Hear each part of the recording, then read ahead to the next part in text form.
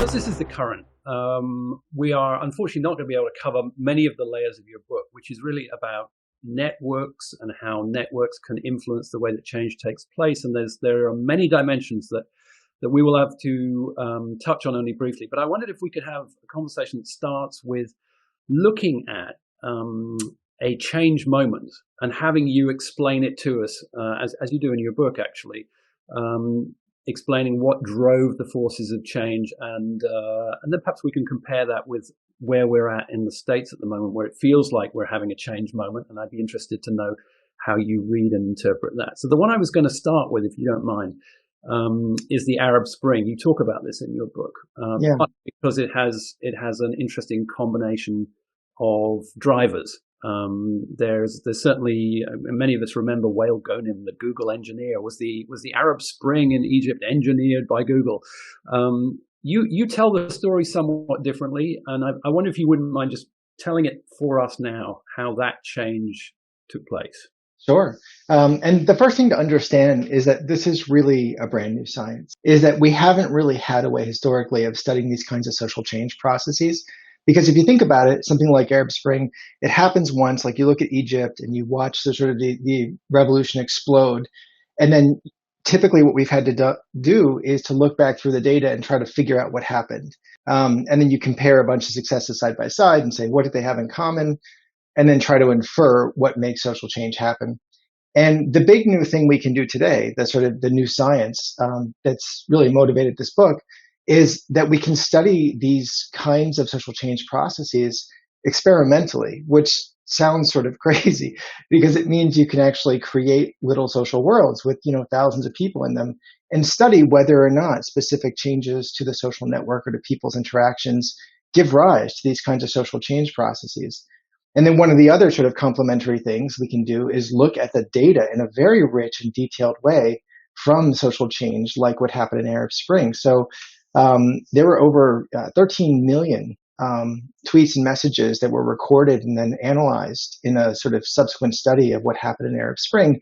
And what's interesting about that story is that initially some of like the very high profile activists, the people we think of as like influencers, very connected on social media, had tried to initiate a revolution. Basically, 2 weeks earlier, Tunisia had this sort of successful movement, overthrown its government, and Egypt was, suffering under the despotic rule of Hosni Mubarak.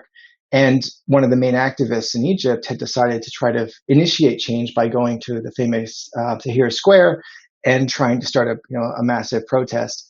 But all of her social media efforts, despite sort of the wide dispersal of the message, didn't result in people showing up. In fact, it was just sort of her by herself, and she and a few people were arrested, and that was the end of that.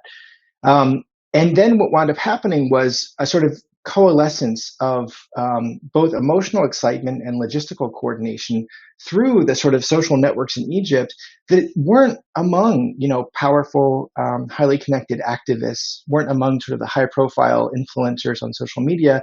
It was just regular people, school teachers, students, and folks like that. And what you see is that the actual revolution, when it took hold in the edges, or what I refer to as the periphery of the social network. And that spreading process essentially grew a critical mass that wound up taking over the entire country and leading ultimately to the toppling of the government. And so it kind of turns things on its head, because we've typically thought that social movements, social change, big things happen from highly connected influencers who kind of initiate change and tell everyone else what to do. And this sort of study of Arab Spring leads into a set of studies that I've done that have shown time and time again. And it's, for social change, for, political upheaval, for changes in norms like marriage equality in the US and the acceptance of Black Lives Matter in the US and around the world, but also for the adoption of like new products. We see the same dynamics again and again, which is that the classic story that it spreads from an influencer to everyone just doesn't explain what happened. And when we try to study these kinds of things experimentally, we can show in a very like clear, replicated fashion and even make predictions about where in a social network change will take hold and how effective that will be for getting the entire population to come along. So in that case in Egypt, the activist herself, even in her failed demonstration, she perhaps is reflective of the fact that there is already a groundswell that exists. Now they haven't all turned out for her because she's telling them to do it, but she is more symbolic of the fact of the groundswell than she is actually leading people to that opinion. Am I reading that right? It's also a fact of timing and coordination. So here's the fact. A lot of people can be discontent, but if they're not coordinated, that discontent doesn't manifest. It doesn't initiate any kind of change process. And so what we saw in Egypt was that the data going back a year or two had these kinds of moments of, really outspoken cries. People were burning themselves, this sort of immolation in protests. And there was a lot of clear discontent with the government, but it wasn't manifesting in any way. And so the real question is, when we see this kind of explosive change, what was different, right? That's always what we're trying to figure out. What happened differently? Because we can look at the population of, the sort of mood in the country and see that it sort of was constant over a long period of time. And so something different had to happen in order for this sort of spark to explode, because there were lots of different sparks that didn't really trigger any kind of change.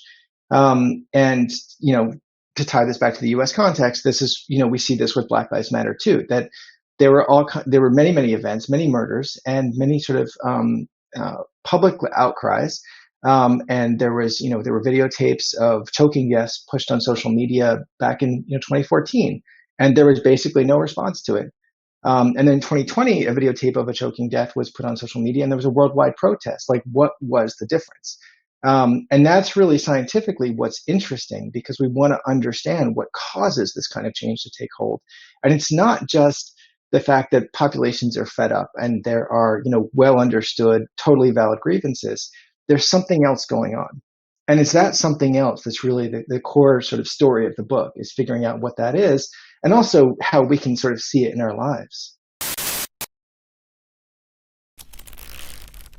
Hachette,